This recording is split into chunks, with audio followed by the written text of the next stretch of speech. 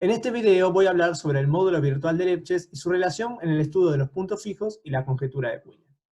Quiero agradecer a los organizadores del encuentro virtual de álgebra homológica por haberme dado la oportunidad de dar esta comunicación. Nosotros vamos a trabajar en el siguiente contexto. G va a ser un grupo finito, X va a ser un G complejo simplicial finito con una acción simplicial buena.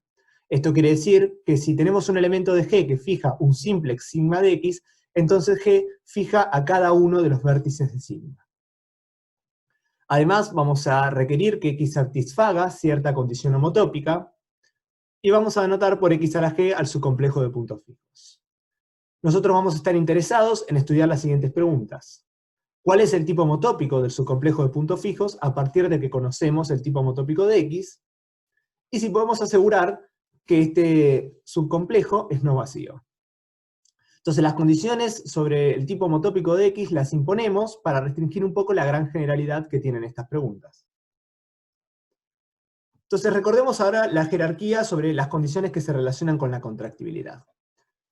Brevemente recordemos que un G complejo X es G contráctil, o sea, esto quiere decir que es contráctil con una homotopía equivariante, es decir, una homotopía que respeta la acción del grupo. A cada nivel es equivariante.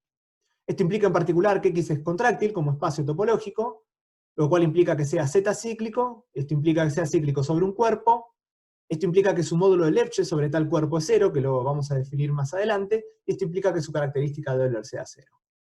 A lo largo de la charla voy a omitir la palabra reducido, por ejemplo, para referirme a la característica de Euler o el módulo de Lefschetz, pero me refiero siempre a la versión reducida. Entonces, ¿qué quiere decir el problema del punto fijo en cada uno de estos casos anteriores? O sea, bajo cada una de estas condiciones. Si X es G contráctil, entonces la homotopía se restringe a una homotopía de los puntos fijos, y en particular obtenemos que los puntos fijos son contráctiles y entonces no vacíos. Si X es solamente contráctil, si no requerimos que la homotopía sea equivariante, entonces ¿qué podemos decir sobre los puntos fijos? ¿Serán no vacíos? Bueno, en general esto es falso si la dimensión de X es mayor que 2. El primer ejemplo en esta dirección es un ejemplo dado por Floyd y Richardson, que establece que el dodecaedro de Poincaré tiene una acción del grupo alterno 5 sin puntos fijos. Este espacio es acíclico de dimensión 2, pero no es contráctil. Sin embargo, mediante algunas manipulaciones topológicas, por ejemplo pegando conos de manera inteligente, digamos, uno puede extender esta acción a un espacio contráctil sin puntos fijos. Pero la dimensión ahí ya se deja de ser 2, es mayor. En cambio, si la dimensión del espacio es menor o igual que 1, entonces el problema es trivialmente cierto, porque en realidad no es trivial, pero en este caso X es un grafo, y al ser contráctil es un árbol, y por lo tanto tiene un punto fijo. Sin embargo, para dimensión 2 no se sabe. Está la conjetura de Casacuberta de Dix, la cual permanece abierta, que dice que un G complejo contráctil de dimensión 2 siempre tiene un punto fijo. El problema en dimensión 2 no se sabe si es cierto. Luego tenemos la condición de que X sea Z cíclico. En este caso, cuando X es de dimensión 2, tenemos una clasificación dada por Oliver y Seged sobre los grupos finitos que pueden actuar en complejos Z cíclicos sin puntos fijos. En este punto, Oliver y Seged utilizaron fuertemente la clasificación de grupos finitos simples para poder demostrar este teorema, esta clasificación. Luego las condiciones de acíclico sobre un cuerpo, que su módulo de Lefschetz o característica de Euler sean 0, requieren técnicas más sofisticadas y a menudo la combinación de diferentes teoremas y técnicas de muchas ramas de la matemática, como la teoría de representaciones, anillos de grupo, álgebra homológica y topológica. A continuación vamos a ver un poco la relación que hay entre alguna de estas. Entonces, recordemos antes algunos de los teoremas conocidos de puntos fijos. Tenemos el teorema de las esferas de Smith, que establece que si G es un P-grupo, y X es un G complejo ZP acíclico, entonces su subcomplejo de puntos fijos también es ZP acíclico. Lo cual nos da en particular que es no vacío. También recordemos el teorema de Lefschetz de puntos fijos, que voy a enunciar una versión un poquito más general. Supongamos que G es un producto semidirecto de un grupo cíclico por un Q-grupo. ¿Ven? Y que X es un G complejo que es acíclico sobre los racionales. Entonces el teorema de Lefschetz generalizado nos dice que la característica de Euler de los puntos fijos va a ser congruente a 0 módulo Q. Recordemos que el teorema clásico de Lefschetz es muy similar, pero en donde ahí el grupo es solamente cíclico, no está extendido por un Q-grupo, y establece una igualdad de la característica de Euler de los puntos fijos, igual a 0. Cuando extendemos por Q-grupos, tenemos que pagar ese precio por una congruencia a 0 módulo Q. Aún así, esto me garantiza que el subcomplejo de puntos fijos es no vacío. Más aún, Oliver demostró que esto es casi como el caso general, o sea, lo más general que uno puede esperar para tener puntos fijos. Entonces, ¿qué quiere decir esto? Concretamente, supongamos que la familia de todos los grupos que son de esta forma, cíclico extendido por un Q-grupo, donde acá el G también puede variar, no está fijo, la denotamos por esto, por caligráfica G. Entonces, esta es la familia de todos los grupos que de la forma esta de acá. Entonces, existe una opción en un G complejo contráctil sin puntos fijos, si solo si el grupo no es de esta forma. O sea, esto es lo máximo que yo puedo conseguir para actuar siempre con puntos fijos. Eso es lo que me está diciendo este teorema de Oliver. Más aún, en realidad Oliver lo que hizo fue caracterizar en términos intrínsecos del grupo G, cuando dado un complejo cualquiera F, podemos decidir si existe un G complejo contráctil X que lo tenga como puntos fijos. ¿Bien? Ese fue el teorema de Oliver.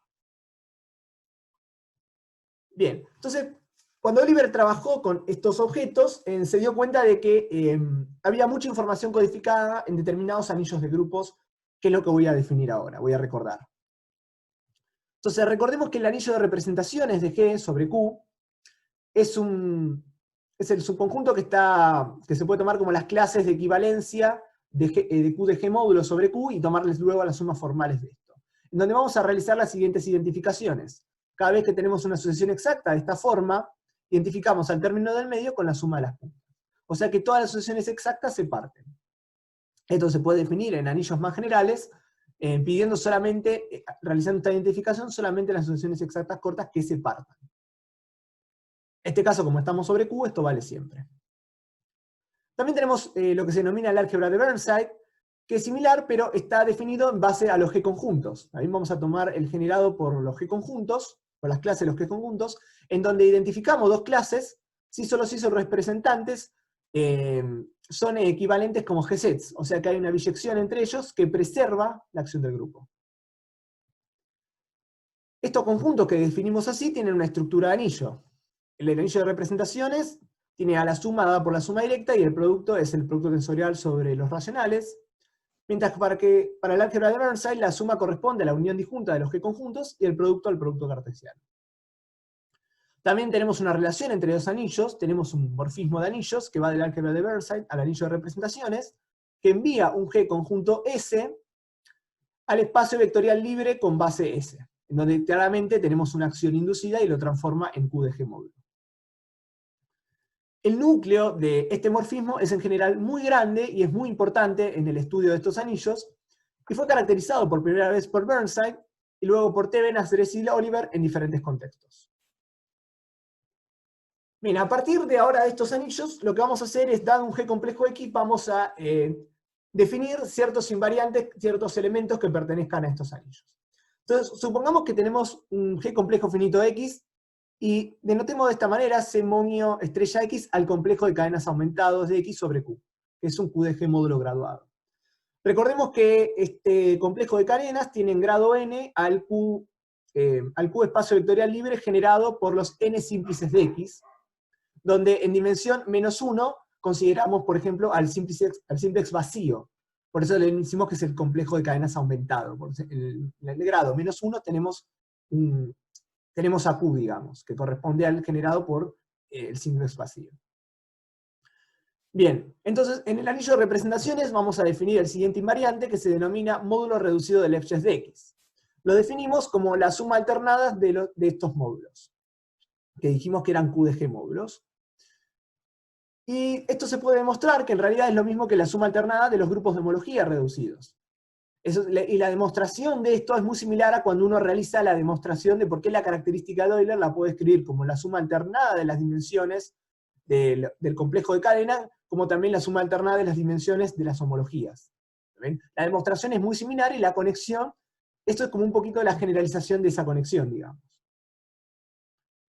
El carácter del Lefschetz X también se puede definir a partir de este módulo que tenemos de acá, porque lo podemos pensar como una representación un poco generalizada. donde acá el carácter de Lefschetz generalizado de esta representación no va a ser más que la suma directa de los caracteres en cada uno de estos módulos de acá. Y también podemos definir un elemento en el álgebra de Burnside que lo vamos a denominar el conjunto de Lefschetz X, que va a ser la suma alternada de estos G conjuntos, Sn, que son los n simplices de X. Recordemos que como G actúa en X de manera simplicial, esto quiere decir que permuta los n simplices, y por lo tanto tenemos una acción de G en cada uno de estos conjuntos. Por último, quería comentarles por qué aparece la palabra virtual acá, y esto quiere decir que básicamente estos elementos, por ejemplo el primero, no es un módulo de verdad, o sea que esto no corresponde a la clase de un módulo, sino que es una suma formal de clases de módulos, digamos. Lo mismo sucede con el conjunto de Lefschetz. Más aún, el morfismo que dijimos anteriormente, que relacionaba el álgebra de Burnside con el anillo de representaciones, envía al conjunto de Lefschetz de X al módulo reducido de Lefschetz. Bien, ahora veamos cuál es la relación entre puntos fijos, anillo de grupo y característica de Euler. ¿Cómo lo podemos relacionar a partir de estos invariantes que definimos? Entonces supongamos que H es un subgrupo cíclico de nuestro grupo G. Y calculemos esta característica de Euler, de los puntos fijos por H. Esto por definición es la suma alternada de la cantidad de simplices fijos por su generador G chiquita, lo cual es lo mismo que la suma alternada de las trazas inducidas por la acción de este elemento G en cada uno de los módulos estos de nuestro complejo de cadenas. Y esto por definición es el número de Lefschetz reducido de G. ¿Qué quiere decir esto? Que por definición es el número de Lefschetz de G, inducido en este complejo de cadenas, menos 1, porque estamos considerando la dimensión menos 1 porque es el complejo aumentado. Y esto también por definición es el carácter de esta representación del módulo de Lefschetz de X evaluado en el elementito G. En particular, esto nos dice que si el módulo de Lefschetz de X es 0, o sea que si esto corresponde a la representación trivial, entonces quiere decir que su carácter va a ser trivial. O sea que este carácter de Lefschetz de X va a ser 0, y por lo tanto, todas estas características de Euler van a ser 0. Para cada subgrupo cíclico H de G, la característica de Euler, los puntos fijos por H, van a ser 0. Más aún, uno en realidad puede demostrar que en realidad tiene una equivalencia. O sea, esto es el módulo de Lefschetz es 0 si su carácter es 0. Esto lo que nos está asegurando es que, al menos para los subgrupos cíclicos, podemos asegurar que tenemos puntos fijos. O sea, todos los subgrupos cíclicos de G van a fijar un elemento de X, siempre y cuando tengamos la condición de que su módulo de Lefschetz es 0. En particular, si X es cuacíclico, entonces las homologías son 0, y a este elemento, recuerden que también lo podemos ver como la suma alternada de las homologías. Y por tanto va a ser 0, y nos va a asegurar que tenemos puntos fijos por los subgrupos cíclicos. Bien, por otro lado, ¿qué sucede en el álgebra de Burnside? ¿Está bien? Para estudiar lo que sucede en el álgebra de Burnside, vamos a ver lo que dice el siguiente teorema de Burnside, que se lo conoce como el teorema de las marcas de Burnside. Entonces, este teorema dice que este invariante, el conjunto de Lefschetz de X, queda unívocamente determinado por todos los valores de las características de Euler de los subcomplejos de puntos fijos. O sea, por todos quiere decir para todos los subgrupos H de G. En particular, esto nos dice que este elemento va a ser 0 si solo si todas estas características de Euler son 0. ¿Ven? Fíjense la diferencia que existe con el módulo de Lefschetz. Para el módulo de Lefschetz, recién dijimos que esto de acá arriba es una equivalencia para todos los subgrupos cíclicos. O sea, esto es 0 si solo si para todos los subgrupos cíclicos esto es 0. Y en cambio, para el álgebra de Burnside, este invariante es 0 si solo si la característica de Euler de todos los subcomplejos de puntos fijos, por todos los subgrupos son 0. O sea, lo cual es muchísimo más restrictivo. Entonces, ahora, ¿qué quiere decir el teorema de punto fijo en cada uno de estos anillos? En el anillo de representaciones nos preguntaríamos qué sucede si el módulo de Lefschetz es 0, entonces ¿tenemos puntos fijos? O lo que es equivalente si sabemos que la característica de Euler es 0 para todos los puntos fijos por grupos cíclicos, si esto implica que exista un punto fijo global. Bueno, el teorema de Lefschetz generalizado nos dice que esto es cierto si G es un grupo cíclico extendido por un Q-grupo. En el álgebra de Burnside nos preguntaríamos si el invariante de Lefschetz, este conjunto de Lefschetz, es 0, entonces hay puntos fijos. Y acá la respuesta es casi trivial. Trivial a partir del teorema de las marcas de Burnside, que lo decía que si este elemento era 0, entonces todas las características de Euler eran 0 por todos los subgrupos. En particular, esto implica que la característica de Euler por los puntos fijos de todo el grupo G tiene que ser 0, y esto nos dice que entonces tiene que ser no vacío. O sea que tenemos un punto fijo. Entonces, parece como que en el álgebra de Burnside la solución es trivial de los puntos fijos, Pero ahora veamos cómo se relaciona con las propiedades homotópicas que nosotros teníamos. Si esto realmente nos está diciendo algo. Entonces recordemos que si X es cuacíclico, entonces su módulo reducido de Lefschetz es 0. Y que si su módulo reducido de Lefschetz es 0, esto implica que la característica de Euler de X es 0. ¿Está bien? Sin embargo, de que X sea contráctil no implica que su conjunto de Lefschetz sea 0 en general. No tenemos una implicancia de esta forma, por tanto que X sea contráctil al no implicar que esto sea 0, no podemos establecer esta conclusión que dijimos antes. O sea, no hay una relación tan directa entre el tipo homotópico de X y que este elemento, este invariante, sea 0. Bueno, ahora les voy a comentar un poco cuál es mi motivación para estudiar el problema de puntos fijos a partir de estos invariantes de Lefschetz. En concreto, yo lo que estoy interesado en estudiar es cómo actúa un grupo G en su complejo de P subgrupos, donde P es un primo fijo. Entonces, recordemos algunas definiciones y resultados previos. Supongamos que P es un primo que divide al orden de nuestro grupo G, y consideramos a SPG al complejo de orden asociado al poset de P subgrupos no triviales de G con el orden inducido por la inclusión. ¿Esto qué quiere decir? Que un n-simplex de SPG no es más que una cadena de P subgrupos no triviales, donde el orden es el inducido por la inclusión. Claramente tenemos una acción de G en estos complejos que es la dada por la conjugación de los P subgrupos.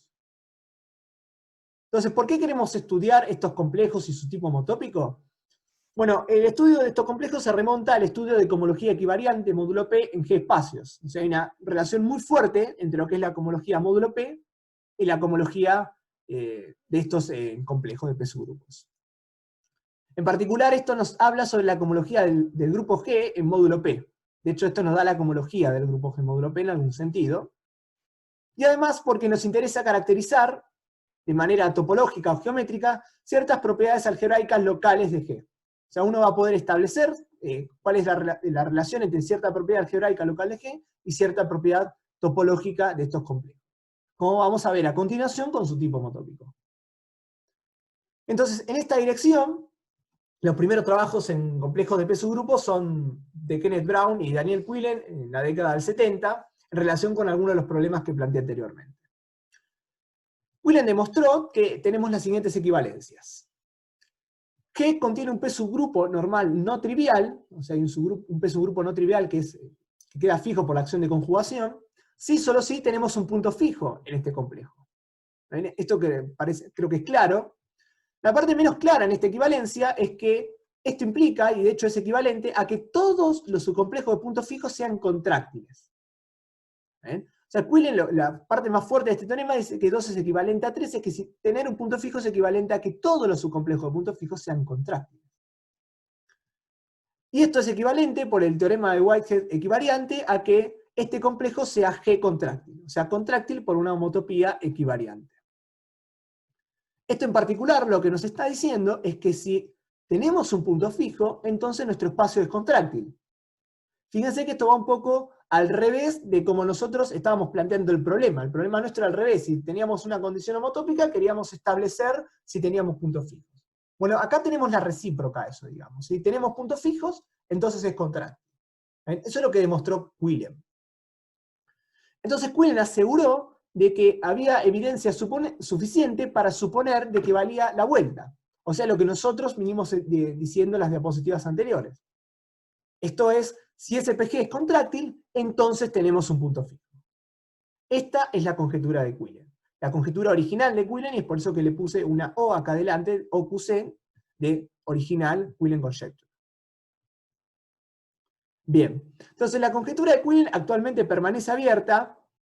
Quillen demostró algunos casos de la conjetura, como por ejemplo para grupos resolubles y para ciertos grupos simples. El trabajo más avanzado de la conjetura es un artículo de Ashbach y Smith de los años 90, en donde demuestran la conjetura si P es mayor que 5 y asumiendo ciertas restricciones en subgrupos unitarios que puede contener G, el grupo G. Bien, entonces, en términos de las relaciones con la contractibilidad y la jerarquía que vimos al principio, podemos reformular esta conjetura con condiciones de contractibilidad más débiles, como vimos antes. Por ejemplo, la conjetura en términos de Z cíclico. Si el CPG es Z cíclico, entonces tenemos un punto fijo. Recientemente fui capaz de demostrar que esto es en realidad equivalente a la conjetura original de Quillen, o sea, en términos de contractibilidad. Luego tenemos la versión con Q acíclico de la conjetura, que es la versión en donde se trabaja más usualmente. En este punto fui capaz de demostrar el siguiente teorema. Si G es un grupo de orden minimal que no verifica esta versión de la conjetura, entonces podemos encontrar grupos simples no abelianos, L1 y Lt, que dependen del grupo G nada más, de manera que sucede lo siguiente. Primero podemos ensanguchar a G entre el producto directo de estos grupos simples no abelianos y sus automorfismos. Lo cual esto ya nos restringe muchísimo la estructura que puede tener G. Restringe muchísimo, y más aún, nosotros conocemos a este grupo de la izquierda, estos grupos simples, por la clasificación de los grupos simples, y también conocemos cómo son sus automorfismos. Lo cual nos da bastante información sobre los grupos G que podemos poner en el medio, digamos. También tenemos una condición sobre el orden de estos grupos simples LI, y es que el primo P tiene que dividir al orden de estos grupos simples, y más aún, el primo P tiene que dividir al orden de los automorfismos externos de estos grupos simples. O sea que tenemos automorfismos externos de los LI de orden divisible por P. Y más aún que tienen que estar contenidos en G de alguna manera. Donde recordemos que los automorfismos externos inducidos por G es este cociente, es el normalizador en G de LI por el producto directo de LI por su centralizador en G. Esto nos dice, por ejemplo, cuando P es un primo impar, que LI no puede ser ni un grupo alterno ni un grupo esporádico. ¿Por qué? Porque para grupos alternos y esporádicos, el grupo de automorfismos externos siempre es de orden potencia de 2. O sea que un primo impar no lo va a poder dividir. Entonces, estas condiciones de acá nos están restringiendo qué grupos LI podemos poner acá. Y por la clasificación de los grupos simples, podemos descartar algunas familias de ellos, como en el caso para P impar. Entonces, reformulemos ahora la conjetura en términos del módulo de Lefschetz, un poco con el espíritu anterior, y esto nos dice que si el módulo de Lefschetz es 0, entonces tenemos solo un punto fijo. Entonces en esta dirección también tenemos evidencia por el teorema de Schwager y Kleinman, que establecen que si G es un grupo casi simple, o sea que si lo podemos ensanguchar ahora entre un solo grupo simple y sus automorfismos, entonces G verifica esta versión de la conjetura. ¿Qué pasa entonces en términos de la álgebra de Burnside? Bueno, si el conjunto de Lefschetz de SPG es 0, entonces tenemos un punto fijo. Eso diría la conjetura a este nivel, pero como vimos anteriormente, a este nivel es trivialmente cierto este problema. Entonces, en un trabajo reciente con Stephen Smith de la Universidad de Illinois, estamos tratando de estudiar esta versión de la conjetura de Quillen, o sea, el término del módulo de Lefschetz. Tenemos evidencia a favor de esta versión de la conjetura, ya que, por ejemplo, en el teorema 2 anterior, podemos establecer esta versión analizando propiedades intrínsecas de los grupos simples LI. Esto quiere decir que para ciertos grupos simples que podamos tener ahí, analizando propiedades intrínsecas, podemos establecer esta versión de la conjetura. Sin importar el grupo G, solamente con lo que son esos grupos simples LI. Lo cual es bastante poderoso. Más evidencia en esta dirección tenemos en el artículo de Schwager y Smith, en donde cuando ellos demuestran la conjetura, dijimos, para muchos casos, eso lo hacen para la versión Q acíclico. Sin embargo, en la parte final de su demostración, ellos en realidad lo que establecen es la conjetura en versión del módulo de Lefschetz. O sea, eso es lo que están haciendo ellos en realidad en la última parte de su demostración. Y la herramienta principal para demostrar esta versión de la conjetura es el teorema de Lefschetz generalizado.